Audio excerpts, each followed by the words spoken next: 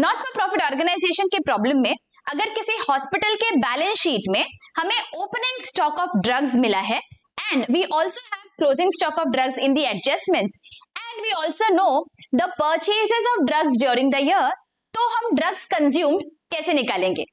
Hello everyone, आज हम ऐसा ही एक इंटरेस्टिंग प्रॉब्लम देखने वाले हैं from your text book, question number 14 on page number 123.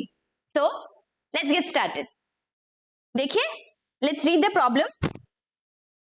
Following information has been provided by Vivekanand Charitable Hospital, Latur. You are required to prepare income and expenditure account for the year ending 31st March 2019 and balance sheet as on that date. Okay? तो balance sheet है हमारे पास as on 1/4/2018 का. That means this is the opening balance sheet. Alright? और जैसे ही हमारे पास opening balance sheet आ जाता है तो हम क्या करेंगे? We will see what items are going to be transferred to the closing balance sheet as well.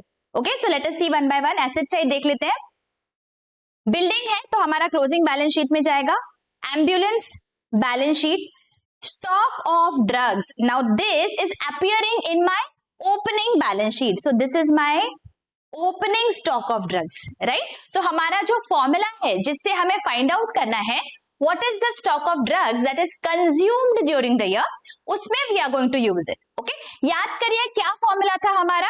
हमारा फॉर्मूला था opening stock of drugs plus purchase of drugs during the year minus closing stock of drugs, right? तो we are going to use this formula later and then we will find out कि during the year क्या consume हुआ है. So right now I am keeping this on hold.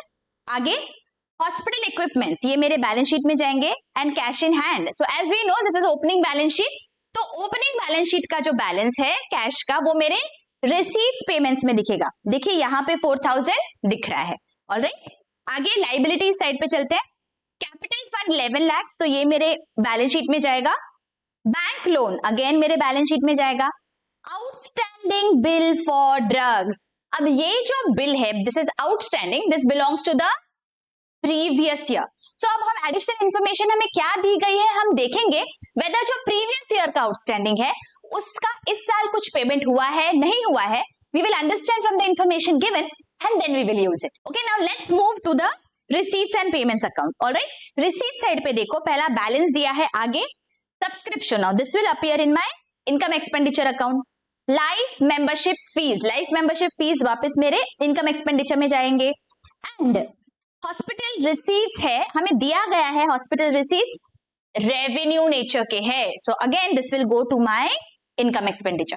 बच्चों कौन सा item income expenditure में जाता है, कौन सा बैलेंस शीट में जाता है, इसके बारे में अगर आपको कोई भी कंफ्यूजन है मैंने डिटेल लेक्चर दिया हुआ है. You can go through that lecture, वहां पे आपके सारे डाउट सॉल्व हो जाएंगे. दैट एग्जैक्टली कौन से आइटम्स हमें इनकम एक्सपेंडिचर में दिखाने हैं, वो क्यों दिखाने हैं, आपको बिल्कुल रट्टा नहीं मारना है. If you go through that lecture आपका पूरा कॉन्सेप्ट क्लियर हो जाएगा बच्चों. ऑलराइट, ओके, सो आगे चलते हैं. पेमेंट साइड पे क्या है देखो, परचेज ऑफ ड्रग्स. अब ये जो परचेज की इंफॉर्मेशन है that we are going to use for understanding the drugs consume during the year. Purchases के साथ साथ हमें कुछ ब्रैकेट्स में दिया है. Let us read. Includes 40,000 for 17-18, मतलब ये जो 2 लाख का पेमेंट हुआ है बच्चों, यहाँ पे we can divide it into 2 parts. इसमें 40,000 जो है वो पिछले साल के लिए पेमेंट किया. पेमेंट मैंने इस साल किया, पैसा इस साल बिजनेस से बाहर गया, लेकिन जो 40,000 है वो पिछले साल का पेंडिंग था वो मैंने इस साल पे किया. सो 40,000 belongs to previous year. It has been given it belongs to 17-18. So 2 lakh में से 40,000 पिछले साल का है, तो इस साल का कितना है? इस साल का है 1,60,000, राइट? मैंने बस सब्ट्रैक्ट कर लिया. So 1,60,000 is the purchase that belongs to the current year. Are you getting this? This is very very important to understand that इस साल से रिलेटेड आपका परचेज कितना है. ठीक है, when we go to the income expenditure that time we will use the formula and use this information. Okay, अच्छा आगे. Salary to staff, income expenditure. Honorarium to doctors, income expenditure. Repairs and maintenance, income expenditure. Furniture, balance sheet में जाएगा. General expenses, income expenditure. And balance carried down, ये मेरे balance sheet में जाएगा. Alright, additional information देख लेते हैं. On 31st March 2019, stock of drugs was 22,000. मतलब जो उनके पास medicines का stock है, that is given to us. So this is our closing stock. Okay, we'll use this information. क्या करना है हम देख लेंगे. Depreciation on building and ambulance. तो building और ambulance को हम स्टार कर लेते हैं. We have to go to the opening balance sheet for that. देखिए यहाँ पे building और ambulance दोनों भी है, तो मैंने स्टार कर लिया. Life membership fees are to be capitalized. Okay, तो यहाँ पे जो मेरे लाइफ मेंबरशिप फीस है 30,000 के, यहाँ पे मुझे बी लिखना है बिकॉज मुझे बैलेंस शीट में डालना है. स्पेसिफिकली दिया गया है they have to be capitalized. Capitalize मतलब बैलेंस शीट में उनको हमें डालना होता है, राइट. सो अब हमें क्या करना है बच्चों, फटाफट से हम क्विकली ट्रांसफर कर लेंगे सारे items to the income expenditure and balance sheet one by one and then we will move to our adjustments. Okay, so फटाफट से कर लेते हैं. चलो, so in order to save time बच्चों, इस तरह से देखिए मैंने यहाँ पे सब ट्रांसफर कर लिए हैं आइटम्स. आपको भी इसी तरह सब ट्रांसफर करना है और मेरे साथ साथ आप एडजस्टमेंट्स के इफेक्ट्स दोगे.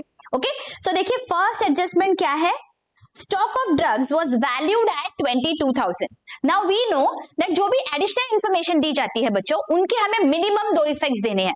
तो first effect stock of drugs का क्या आएगा, this is the stock that we have, this is the closing stock, so it is going to appear in our closing balance sheet, right. So यहाँ पे closing balance sheet में आपको इस तरह से दिखाना है 22,000. एंड इसका सेकेंड इफेक्ट कहाँ आएगा, नाउ आई वांट 100% अटेंशन बच्चों. ओके, ये जो है ये मेरा स्टॉक ऑफ ड्रग्स है at the end of the year. Now मेरे पास कुछ ओपनिंग स्टॉक भी था ड्रग्स का. If I go to my opening balance sheet, यहाँ पे हमें दिखता है 42,000 का opening stock. And we also have some purchases of drugs during the year. तो ये जो परचेजेस है, ओपनिंग स्टॉक है और क्लोजिंग स्टॉक है, इन्हें हमें एक फॉर्मूला अप्लाई करके we have to understand what is the stock of drugs that has been consumed during the year. हम बोलेंगे drugs consumed during the year, या फिर materials consumed during the year, या हो सकता है medicine consumed during the year. Okay, the logic is going to remain the same. What that जो भी आपके पास शुरुआत में स्टॉक था, ये ओपनिंग स्टॉक कितना है देखो आपके पास, स्टॉक ऑफ ड्रग्स इज 42,000. तो हमारा फॉर्मूला यहाँ पे होगा बच्चों, opening stock in this case it is 42,000. We have to add the purchases during the year. जो भी आपने खरीदा है during the year that we have to add. Now हमने कितना खरीदा है during the year, now be very very attentive. कितना खरीदा है हमने, यहाँ पे बच्चों हमने खरीदा है 2 lakhs. लेकिन यहाँ पे out of these 2 lakhs 40,000 is for previous year. तो हमें पता है दैट इनकम एक्सपेंडिचर में सिर्फ इस साल से रिलेटेड एक्सपेंस या इनकम हम दिखाते हैं. जो पिछले साल से रिलेटेड है वो पिछले साल के इनकम एक्सपेंडिचर में ऑलरेडी चला गया होगा, तो हमें इस साल के इनकम एक्सपेंडिचर में वो फिर से दिखाने की जरूरत नहीं है. इस साल की रिसीट्स पेमेंट्स हुआ इसलिए दिख रहा है बिकॉज पेमेंट इस साल हुआ है, पैसा एक्चुअली इस साल गया है, लेकिन इस साल से रिलेटेड है क्या, वो इस साल को बिलोंग कितना करता है, इस साल को बिलोंग करता है only 1,60,000. Please be very very attentive. इस साल को बिलोंग करता है ओनली 1,60,000. तो मेरा जो फॉर्मूला है बच्चों, वहां पे I have to add only 160, not the entire 2 lakh. Please remember, because 40,000 पिछले साल का है, वो पिछले साल के इनकम एक्सपेंडिचर में गया होगा. इस साल के इनकम एक्सपेंडिचर में इस साल से रिलेटेड एक्सपेंस दिखेगा. सो यहाँ पे मुझे सिर्फ 1,60,000 को ऐड करना है. एंड यहाँ पे because I want to find out the material consume during the year, मैं माइनस कर दूंगी मेरा क्लोजिंग स्टॉक. ओके, तो ये जो फॉर्मूला है मुझे ऐसे के ऐसे लिखना है मेरे इनकम एक्सपेंडिचर में, या फिर आप इसे वर्किंग नोट में भी दिखा सकते हो. Both the ways is okay. तो मैं यहाँ पे मेरे इनकम एक्सपेंडिचर में जा रही हूं and here I am going to write down 2 drugs consumed during the year. Okay, कितना कंज्यूम हुआ है उसका ये फॉर्मूला है. What is the formula, again let us repeat. Opening stock, उसमें हमें ऐड करना है purchases during the year. Okay, ये जो परचेजेस है टोटल 2 lakhs के है, मुझे उसमें से माइनस करना है 40,000 because that is for previous year. तो ये मेरा हो जाता है सिर्फ 1,60,000. और इसमें से मुझे माइनस करना होगा मेरा क्लोजिंग स्टॉक, तो मैं यहां पे माइनस कर दूंगी क्लोजिंग स्टॉक, बिकॉज इतना बच गया है ना, तो जो नहीं बचा वो कंज्यूम हो गया ड्यूरिंग द ईयर। क्या है क्लोजिंग स्टॉक, देखो 22,000, तो मैं यहां से डिडक्ट कर लेती हूँ। Outer column 1,80,000, this is the drugs that have been consumed during the year. I hope ये फॉर्मूला आपको बहुत अच्छी से समझ गया बच्चों। आपके इनकम एक्सपेंडिचर में आपको कितना कंजम्पशन हुआ है ये दिखाना है। See what has been consumed, that will appear in your income expenditure because what belongs to this year, जो इस साल का खर्चा है, इस साल कंज्यूम हो गया, इस साल में उसे यूज कर लिया आपने, इसीलिए उसे इनकम एक्सपेंडिचर में आपने डेबिट किया है। Getting it? So it is very important for you to understand this concept. तो आपने क्या किया, पहले ओपनिंग बैलेंस लिया, उसमें आपने ऐड किया परचेजेस ड्यूरिंग द ईयर, लेकिन वो परचेज जो इस साल को बिलोंग करते हैं वो आपने ऐड किए और माइनस किया closing stock. Then you got the figure of the consumption during the year. Okay, this will apply to all sorts of consumption, चाहे वो sports material consumed हो, medicines consumed हो, whatever, जो भी consumable है उसके लिए आपको ये फॉर्मूला हमेशा याद रखना है। ओके बच्चों, एडजस्टमेंट्स में अगर आपको कोई भी डाउट होगा, एडजस्टमेंट्स में मैंने एक अलग से लेक्चर लिया है जहां पे सारे इंपॉर्टेंट एडजस्टमेंट्स एनपीओ से रिलेटेड मैंने कवर किए हैं। अगर आपको कोई भी डाउट है you can go and check that lecture out. I am giving the link in the i button above. Ensure that आपके कॉन्सेप्ट्स क्लियर हो बच्चों। ओके आपको रट्टा नहीं मारना है, मैं बार बार आपको यही बात बताती हूँ। आपको अगर समझ गया तो एग्जाम में even if they twist and turn you will be able to answer it. Okay अब बच्चों यहाँ पे और एक चीज हमारे पास दी गई है, हमारा ओपनिंग बैलेंस शीट देखते हैं। ओपनिंग बैलेंस शीट में हमें आउटस्टैंडिंग बिल फॉर ड्रग्स दिया गया है 50,000। इसका क्या मतलब है, ये जो बिल है 50,000 का वो पिछले साल को बिलोंग करता है, जो हमने पे नहीं किया इसलिए वो मेरा ऑब्लिगेशन था, और पिछले साल के बैलेंस शीट में मतलब इस साल के ओपनिंग बैलेंस शीट में मेरा लाइबिलिटी दिख रहा है 50,000 का, 50,000 का। अब मुझे दिया गया है रिसीट्स पेमेंट्स में दैट ये जो 50,000 है उसमें से 40,000 मैंने पे कर दिए। सी 40,000 बिलोंग्स टू 17-18। इसका क्या मतलब हुआ, जो 50,000 आउटस्टैंडिंग थे मैंने 40,000 उसमें से इस साल पेमेंट कर दिया है। सो जब मैं इस साल के एंड में जाती हूँ तो मुझे क्या समझ में आता है कि 50,000 में से 40 तो मैंने पे कर दिया, तो कितना बचा है पेमेंट करना, मेरा लाइबिलिटी अभी कितना बाकी है। लाइबिलिटी तो सिर्फ मेरा 10,000 का बाकी है। 50 टोटल था, 40 पेमेंट हो गया तो 10 बाकी है, तो ये जो 10,000 है it is still my liability, so that is the reason it is going to appear in my closing balance sheet as well. Is this clear? ये कभी कभी हम भूल जाते हैं करना बच्चों। ओके सो प्लीज रिमेंबर, जो भी ओपनिंग बैलेंस शीट में आपको इन्फॉर्मेशन दी गई है ensure that you have used it in your closing balance sheet as well. Okay so ये जो ओपनिंग बैलेंस शीट में हमें ये 50,000 दिख रहे थे, हम इसे क्लोजिंग बैलेंस शीट में जाके पहले लिख लेंगे। लाइबिलिटी साइड पे देखिए, यहाँ पे I am going to write down outstanding bill for drugs, how much, 50,000। Alright, अब इसमें से मेरा पेमेंट कितना हो गया, less paid during the year. Okay ये रिसीट्स पेमेंट्स में दिख रहा है मुझे पेमेंट कितना हुआ है ड्यूरिंग द ईयर, 40,000। तो आउटर कॉलम में अभी सिर्फ 10,000 देना बाकी है, तो मेरे लाइबिलिटी में सिर्फ 10,000 ही दिखेगा। Is this very clear? This is a very important adjustment बच्चों। Please ensure that you highlight it and you remember this. Okay? आपको ये याद रखना है, आपको ये समझना है क्लियरली कि हमने ये क्यों किया है।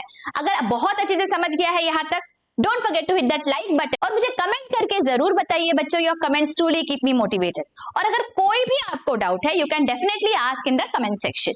Okay? Now let's move to the next additional information. क्या दिया है? Second, depreciation on building at 5% and ambulance 30,000. Okay, so building balance sheet में कितने पे दिख रहा है? Let us see. Building is appearing at 10,50,000. इसका 5% हमारा depreciation है. So let us calculate. It comes to 52,500. तो यहाँ पे मुझे माइनस कर देना है less depreciation. Outer column 997,500. Okay और एम्बुलेंस पे है 30,000, so less depreciation 30,000, outer column 3,70,000। इसका तुरंत मुझे सेकेंड इफेक्ट देना है, डोंट फॉरगेट। सेकेंड इफेक्ट आएगा मेरे इनकम एक्सपेंडिचर में। तो चलो यहाँ पे चलते हैं and here we are going to write down to depreciation, ambulance 30,000 and building 52,500. Okay, आगे life membership fees are to be capitalized. Okay, तो ये जो लाइफ मेंबरशिप फीस हमने यहाँ पे 30,000 देखे थे, this we have to add in our capital fund. तो यहाँ पे कैपिटल फंड में इस तरह से आपको ऐड कर देना है बच्चों। Okay, I am getting this? यहाँ तक आपको सब समझ में आ गया? अच्छा, अब और कुछ हमारा बाकी है क्या? Let us see, is everything done? देखिए सारे हमने आइटम्स को ट्रांसफर कर दिया है, नथिंग इज रिमेनिंग। अब बस लास्ट पार्ट क्या है, हमें हमारे इनकम एक्सपेंडिचर की टोटल करनी है and let us find out which side is heavier. तो बच्चों as usual what are we going to do, पहले हम इसे रफ में लिखेंगे दोनों टोटल्स को। तो यहाँ पे बच्चों मेरे इनकम साइड की टोटल आ रही है, this is my rough column income and expenditure. Income side की टोटल है 732,400 एंड एक्सपेंडिचर साइड की टोटल आ रही है 781,500। सो एक्सपेंडिचर साइड की टोटल ज्यादा है तो मैं यहां पे लिख लेती हूं 781,500, 781,500। अगर एक्सपेंडिचर ज्यादा है इसका क्या मतलब हुआ? There is a deficit. तो मैं यहां पे लिख लूंगी बाय डेफिसिट। अगर एक्सपेंडिचर ज्यादा है तो डेफिसिट हो गया, अगर इनकम ज्यादा है तो सरप्लस हो गया, right? So my deficit comes to 49,100। अभी ये जो डेफिसिट है ये मुझे मेरे कैपिटल फंड में से डिडक्ट करना है। प्लीज रिमेंबर, अगेन यहाँ पे गलती हो जाती है बच्चों, हमें आदत होती है सरप्लस है ऐड कर दो, सरप्लस ऐड कर दो, प्लीज डोंट डू दैट। अभी यहाँ पे है डेफिसिट, तो डेफिसिट को हमें सब्ट्रैक्ट करना होता है 49,100, 49,100। देखो बच्चों ये बहुत सारे छोटे छोटे बातें होती है जो हम भूल जाते हैं। ओके, डेफिसिट है तो मुझे माइनस करने की जरूरत है, गड़बड़ में हम ऐड कर देते हैं और फिर हम लेके बैठते हैं बैलेंस शीट और सोचते रह जाते हैं दैट आखिर हमारी गलती कहां पे हुई है। ओके, तो प्लीज एंश्योर दैट जब आप प्रॉब्लम सॉल्व कर रहे हो यू आर प्रेजेंट। ओके, आपको यहाँ पे बहुत ध्यान से सॉल्व करना है। ये जो छोटी छोटी गलतियां होती है, ये गलतियां अगर आपको अवॉइड करनी है बच्चों और आप चाहते हैं कि आपको बहुत अच्छे मार्क्स मिलने चाहिए अकाउंटेंसी में, अगर आप फुल मार्क्स मिलाना चाहते हैं, तो मैंने एक लेक्चर लिया हुआ है जहां पे ये जो छोटी छोटी हमारी गलतियां होती है वो हम कैसे अवॉइड कर सकते हैं, कैसे इंश्योर कर सकते हैं कि अकाउंटेंसी में हमें बहुत अच्छे मार्क्स आए। वो लेक्चर की लिंक मैंने यहाँ पे दी है बच्चों, if you want you can go through that lecture as well. Okay, so coming here, यहाँ पे मुझे माइनस कर देना है मेरा डेफिसिट।